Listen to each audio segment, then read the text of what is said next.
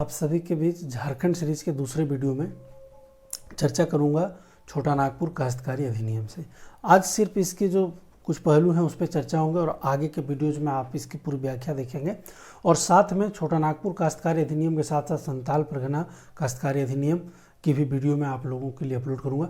सबसे पहले हम देखें छोटा नागपुर काश्तकारी अधिनियम 1908 से संबंधित कुछ महत्वपूर्ण विषयों में कि ये अधिनियम आखिर में कहाँ से आया, इसकी उत्पत्ति कैसे हुई या फिर इस अधिनियम का उपार्जन कहाँ से हुआ। अगर सबसे पहले हम देखें बिहार, बंगाल व उड़ीसा की दीवानी ब्रिटिश कंपनी को सौंपी गई। कब सौंपी गई, आखिर में क्या कारण थे कि ये जो ब्रिटिश कंपनी है इसको उड़ीसा और बंगाल और बिहार की दीवानी सौंप दी गई। क्या होता है, 1757 में प्लासी का युद्ध हुआ और 1764 में बक्सर का युद्ध हुआ, जिसके बाद क्या हुआ, इन दोनों युद्ध के बाद से बंगाल, बिहार और उड़ीसा की दीवानी जो थी वो ब्रिटिश कंपनी को सौंप दी गई। इसके बाद 1769 में अगर हम देखें तो 1769 में झारखंड के दीवानी अधिकार जो थे वो छोटा नागपुर के राजा भुई के पास थे।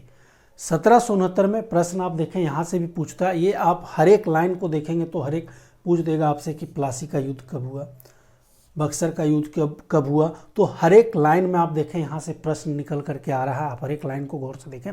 तो 1769 में झारखंड की दीवानी अधिकार जो थी वो छोटा नागपुर के राजा भुई के पास थी। अगर इससे आगे आप देखें तथा इन्हें प्रशासनिक अधिकार प्राप्त था। दीवानी अधिकार तो इनके पास थी और इन्हें प्रशासनिक अधिकार भी प्राप्त था। अगर हम आगे देखें अब 1799 में राजस्व अधिकार चतरा के कलेक्टर को सौंप दी गई।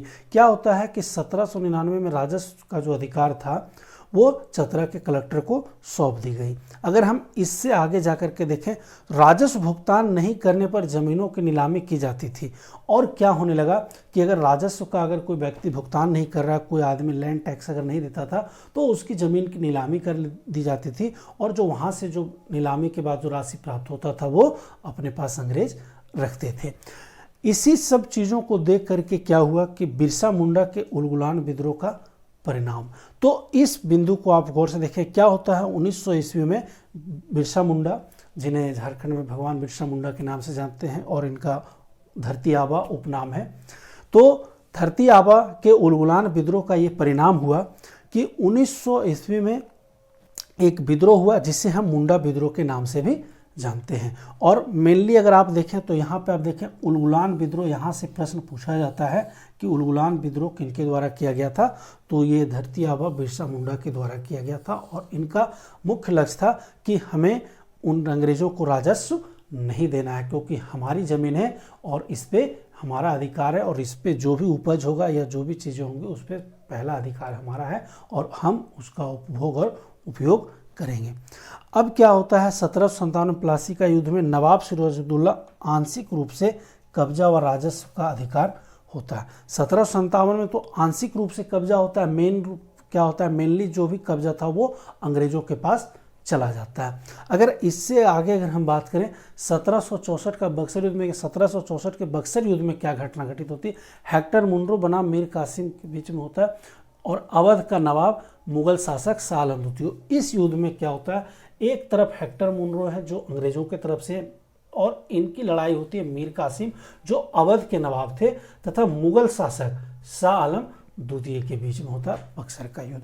जैसे हमने पहले भी कहा कि इन दोनों युद्ध के बाद क्या हुई, जो बिहार, बंगाल और उड़ीसा की जो दीवानी शक्तियाँ थी वो ब्रिटिश कंपनी के पास चली जाती है। अब क्या होता है, इन्हीं चीज़ों से अगर आप देखें तो इन्हीं चीज़ों के कारण पनपता है एक जो लॉ जिसके बारे में हम यहाँ पढ़ रहे हैं, जिस कानून के बारे में पढ़ रहे हैं, जिस एक्ट के बारे में यहाँ पढ़ रहे हैं, छोटा नागपुर टेनेंसी एक्ट। और ये अगर आप देखें तो इसमें योगदान किनका था, तो बिरसा मुंडा जो धरती आबा हुए और इनका परिणाम था कि इन्होंने उलगुलान विद्रोह किया और इन्होंने साफ शब्दों में कहा कि हम अंग्रेजों को राजस्व नहीं देंगे, हमारी ज़मीन है, हमारी भूमि है, हम उसका उपयोग अपने तरीके से करेंगे। अब क्या होता है, CNT एक्ट, यहाँ आप गौर से देखें CNT एक्ट अर्थात छोटा नागपुर टेनेंसी एक्ट 1908 के नाम से भी जाना जाता है। कभी कभी पूछ देता है कि ये किस वर्ष पारित हुआ, तो ये 1908 में लागू होता है। 1908 में ये छोटा नागपुर टेनेंसी एक्ट लागू होता है। अधिनियम का प्रारूप 1903 ईस्वी में बनकर तैयार होता है। गौर से देखिए, अगर अधिनियम का प्रारूप का अगर बात करें तो अधिनियम का जो प्रारूप है वो 1903 ईस्वी में ही बनकर तैयार हो जाता है, लेकिन ये जो एक्ट है, ये जो अधिनियम है, ये लागू होती है कब? 1908 ईस्वी में लागू होती है। और इस अधिनियम का मेन क्या रूप था, मुख्य क्या करता? तो इसमें जो ज़मीनें थी, जो गरीबों की ज़मीनें थी, जो आदिवासी, जो मूलवासी थे झारखंड के, उनके ज़मीनों को बचाना था। उनके ज़मीनों को अवैध तरीके से जो खरीद बिक्री थी, जो गैर तरीके से जो कब्जा था, अवैध तरीके से जो कब्जा था, उसको रोकने का मुख्य लक्ष्य था। अधिनियम का प्रारूप किसने तैयार किया था और किसके देखरेख में तैयार किया था? आप देखें, अधिनियम का जो प्रारूप था वो गवर्नर जनरल लॉर्ड मिंटो की देखरेख में तैयार हुआ था। कभी कभी प्रश्न यहाँ से भी पूछ देता। आप देखें, हर एक लाइन में एक प्रश्न है कि बक्सर के युद्ध में कौन कौन लड़े थे। तो बक्सर के युद्ध में हेक्टर मुनरो बनाम मीर कासिम, जो अवध के नवाब थे, और मुगल शासक सालम द्वितीय होता है। तो यहाँ से भी प्रश्न आपका बनता है, बक्सर का युद्ध कब हुआ? तो 1764 में। अंग्रेज की तरफ से कौन थे? तो हेक्टर मुनरो कौन थे? उनके विरोधी कौन थे? तो मीर कासिम थे। मीर कासिम कहाँ के नवाब थे? तो अवध के नवाब थे। मुगल शासक कौन थे? तो शाह आलम द्वितीय थे। अगर आगे आप देखें तो छोटा नागपुर टेनेंसी एक्ट कब लागू होता है? तो 1908 ईस्वी में लागू होता है। और इस अधिनियम का प्रारूप कब तैयार होता है? तो 1903 ईस्वी में होता है। इस अधिनियम का प्रारूप जो किसकी देखरेख में तैयार हुआ था?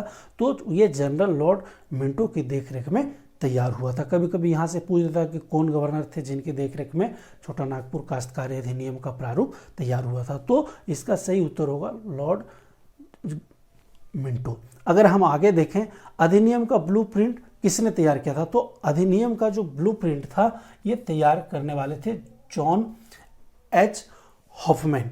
और जॉन एच हॉफमैन कौन थे? जॉन एच हॉफमैन एक जर्मन पादरी थे। तो यहाँ से भी प्रश्न पूछ देता है, जिस प्रकार से इनके देखरेख में तैयार होता है उस प्रकार से इनके द्वारा तैयार किया गया था ब्लूप्रिंट। इस चीज़ का भी आपको ध्यान रखना है। अगर आगे देखें तो सीएनटी एक्ट कब लागू होता है? सीएनटी एक्ट 11/11/1908 को लागू किया गया था। सीएनटी एक्ट में कुल कितनी अध्याय है? तो सीएनटी एक्ट में कुल 19 अध्याय हैं, अर्थात 19 चैप्टर्स। सेक्शन 271, कुल धारा जो है वो 271 है, और कुल अनुसूची 2 है। तो इस प्रकार से आप याद रख सकते हैं कि छोटा नागपुर काश्तकारी अधिनियम में 19 अध्याय हैं, 271 धाराएं हैं और 2 अनुसूचियां। ये छोटा नागपुर काश्तकारी अधिनियम का एक संक्षिप्त परिचय था। आगे के वीडियोज में आप देखेंगे कि इसे मैं विस्तृत रूप से आप सभी के बीच शेयर करूंगा। बहुत बहुत धन्यवाद। आप सभी लाइक करें, कमेंट करें और शेयर करें। एक बार फिर से धन्यवाद।